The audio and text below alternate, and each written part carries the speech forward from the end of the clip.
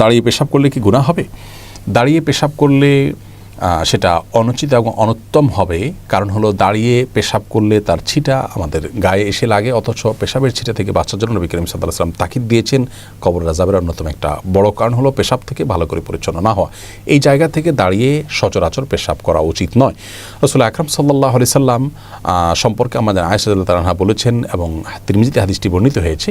তার ভাষ্য হলো এরকম যে তিনি বলেছেন, নবী আলাইহিস সালাম দাঁড়িয়ে পেশাব করতেন। এই কথা কেউ বললে তোমরা বিশ্বাস করবে না। সেই জায়গা থেকে দাঁড়িয়ে পেশাব করাটাকে অ্যাভয়েড করা উচিত এবং উত্তম।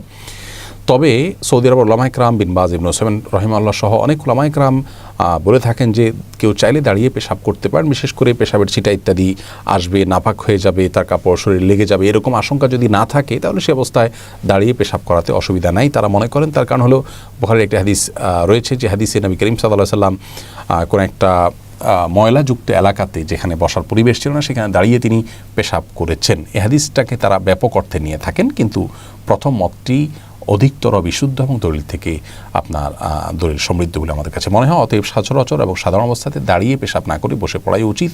রাসূল আকরাম সাল্লাল্লাহু আলাইহি ওয়াসাল্লাম স্বাভাবিক অবস্থায় সেটিই করতেন। বিশেষ কোনো কারণে কোনো জায়গায় বসা পরিবেশ নাই, এরকম হলে সেখানে দাঁড়িয়ে পেশাব করা যেতে পারে।